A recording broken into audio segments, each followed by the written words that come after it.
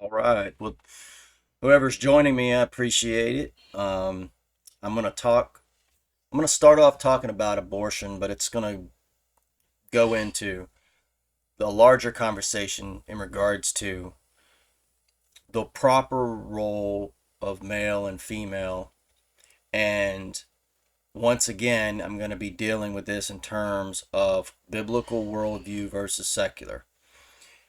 And if you've watched any of my other videos, you know I am on the biblical side and make the case that the biblical worldview is the better worldview. Um, I did a video recently dealing with Romans chapter 1, verse 17, um, starting at verse 17, where Paul talks about what's wrong with society, what's wrong with the world.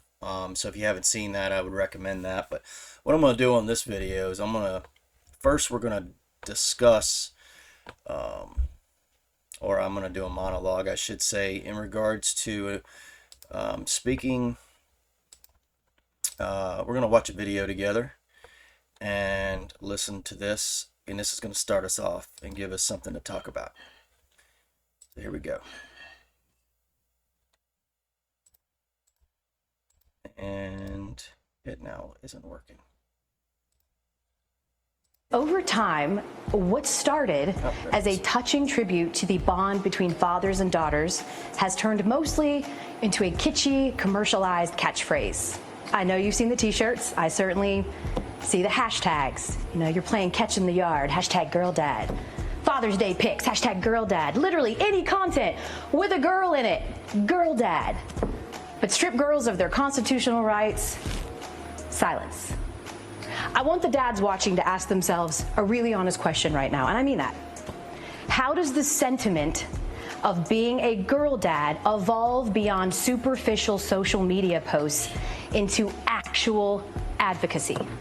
Are you carrying that same pride for your daughters into boardrooms, locker rooms, courtrooms? Are you doing everything in your power to protect their rights? Do you trust them to make difficult decisions for themselves and their bodies? Should they be given full agency over their own lives? Okay. So let's talk about what we just listened to. And first of all, I'm not going to bash her. And the video I was queuing up there now, hopefully I'll remember to link it, but I got it from Jason Whitlock, one of his newest videos where he was discussing it. And so if I link it, I would watch it too because they do a really good job of discussing this. Um, it's heartfelt, like with the way um, I think she genuinely does care about women, but there's sort of this concept of, and this is both sides do this, so I'm not just picking on her, but this idea that uh, the woman, like, it's abusive, right? You kind of pick up on that. You know, it's almost like we'll use dads of girls will um, use them for social media, I suppose, but not care about their rights. And of course, what's she talking about, right? She's talking about abortion, right? The big right. That's the right that they care about. So you know, let's discuss abortion for a minute. So this is something that I just think needs to be said because guess what? I'm a girl dad. Hashtag girl dad. Um, what do I want for my girls? I want them not to be abused by men. Okay? That's what I want as a father. And I can't help but notice that today's society, which is run by Hollywood, um, when they're not virtue signaling about how much they hashtag believe all women, um, hashtag me too, they are running an industry and pushing an industry that makes women into sexual objects. I would suggest that a woman who is running around claiming that abortion is this necessary thing, What are you saying when you say that? I'm This is delicate to try to come out, how to phrase this. I'm trying to be very careful in how I say this, but um, if if you are interested in having sex to the point where you feel like you have to get rid of the babies, you're having sex with the wrong guys. And apparently you're so exuberant about it that you want this right. To, who is the guy then? Is it a stranger? Is it somebody else's husband? Is it somebody who just doesn't want to commit to you? The question I've got is, why would women be so passionate to basically turn themselves into walking vaginas? I mean, let's be real. When we see women putting vagina hats on, that is literally what they are advocating for when they say, we need to have this right. And I know people are going to say rape and incest and this sort of stuff. And trust me, I get it as a girl dad. But they don't go after the rapists. And I've talked about this. Nobody cares about the rapist when it comes to actually the rape and the crime. Or at least they don't talk about it.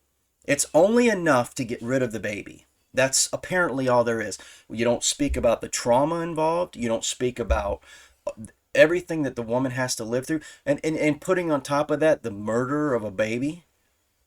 That's going to murdering the baby will wipe away all the problem. Meanwhile, the guy can just go on rape, right? So this whole thing, it's like we care about rape when it comes to using it as a crutch and an excuse for abortion, but not when it comes to actually going after rapists. Instead, we're shouting the abortion as if it's like this great thing. It's girl power. And this is our society, right? This is our society today. So let's show another video. Let's show another video about our society. This is girl power. Let's watch this.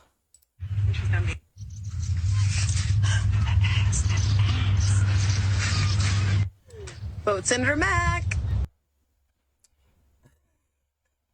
So I should have warned you before that, I suppose. I meant to do that because that was difficult to watch. That was difficult. That's girl power. That, my friends, is actually a congresswoman. And she is so proud of herself that she thought doing that was, on social media, was what would get her elected, would promote her to her constituents. Do you see the problem? How is that an example of somebody who, regardless of sex, is there to do a job for their constituents? And it's important to say that because that's the whole job there. And she boiled it down to her butt and twerking. This woman is a product of our society.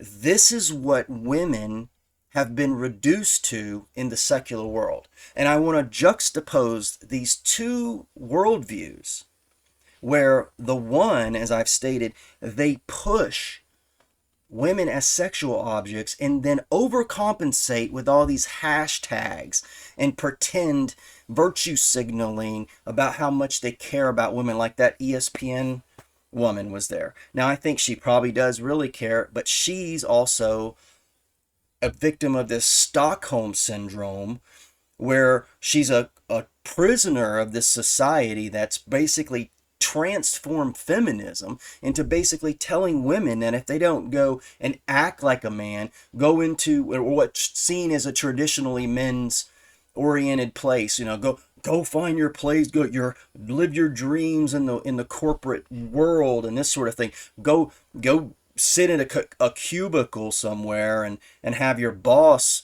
you know sexually harass you, and maybe you can sleep with him to move up the chain. Who knows? Like a certain vice president.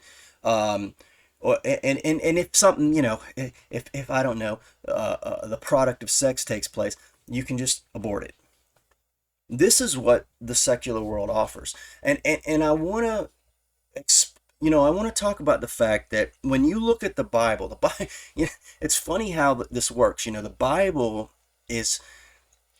this is literally the upside down, like Stranger Things. Like, I think we live in the upside down, or we see people trying to transform the world into the upside down. Literally, what is good is called bad, and what is bad is called good. And by the way, the Bible says that those people are evil, and you know them because they do things like that. The devil comes as an angel of light, right? It's the typical bait and switch. It's literally pillow talk, right? I mean, in this example, it's, oh yeah, you're my girl, No, you're his girl for the night. And who'd have thought that women would actually run around going, yeah, I want to be that. It's insanity to me. And the world has conditioned us by pushing us away from the Bible, because the Bible, what do they say about the Bible? They say the Bible is patriarchal, overbearing men, and they treated their women like property. You've heard that before. How about they treated their women like they were precious? Oh, women didn't get to choose, like men would choose their husbands. Or fathers would choose their husbands for women. And you've seen stuff like this, stories and stuff, fictional stories, I'm sure they've been done. I'm sure you're familiar with one, right? Arranged marriages in the past and this sort of thing, where the overbearing, burdensome tyrant dad is the one that beats the wife and treats the daughters like property. Meanwhile, the sons get everything. This is the way that the Bible's portrayed, and it's the worst caricature, right? I'm not saying there wasn't men abusing their authority. I'm sure there were, but pick your poison, right? Either you treat your women like sexual garbage like we do in our society, and then pretend it's some sort of freedom because we just call it that. Call murder choice, call this degradation freedom, and then we castigate the biblical worldview, which is family oriented, which is to say that a man cares about his wife, and because their daughters are their family, and he wants to see them in a good, prosperous, stable condition, not running the streets, needing abortions because of all the different men she's sleeping with, because they don't want to commit to her. So this, to me, we have to choose what, and understand the trick, understand the game that's being played against us. That this whole thing about the Bible being this and the Bible being that, stop and think about what they're selling you in return. Even if you buy what they're saying about the Bible, look at what they offer in exchange. Are you really going to say that what they're offering makes sense? It's terrible. It's awful. It's awful for women. Women are twice as likely to be depressed than men. Why? Because they're treated as sexual objects, and if the whole trans movement, majoritively speaking, the numbers tell you this, that it's young girls who are struggling with their identity. Why? Because they already have to live up to the supermodel things that are the supermodel images that are plastered everywhere in society. And if they don't feel like they look like that, or, and are sexual like that, then they're already in a confused state, hormones, and that's a burden on them. And then society comes along and offers them, well, you know, you can be a man. And so they think, well, maybe I am a man. I'm certainly not the supermodel. And you see how twisted everybody is getting and how confusing it is. This is, you know, this is insanity to me. And the same people that say, the woman there, that was an ESPN woman. She's got nothing to say when men who are pretending to be women or feel they're women, whatever, whether they genuinely feel that, they probably do genuinely feel that because everybody's confused now. And they're competing in women's sports, beating women, taking scholarships from women, taking awards from women. Heck, Joe Biden just gave Megan Rapinoe some kind of medal. What did she do? She's basically justifying this. Megan Rapinoe looks like well, I'm not going to talk negatively about somebody.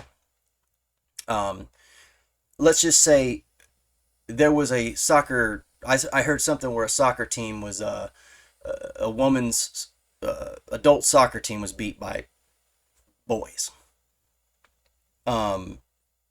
It's an advantage. Men have an advantage physically. And to pretend that they don't, to confuse everything, is just a continuation of this nonsense that society is selling us. And that society saying to you, don't believe the Bible, when you know darn well those people are crazy. The things they advocate are insanity. And why would you believe them? And I'm suggesting, if you're watching this video, get back in your Bible and reread that thing. It isn't what they're telling you it is. Think about it. Meditate on it. Think about what's being said there. Is it got brutal stuff? Is it got stuff? Yeah, it does. Because guess what? It's just explaining life.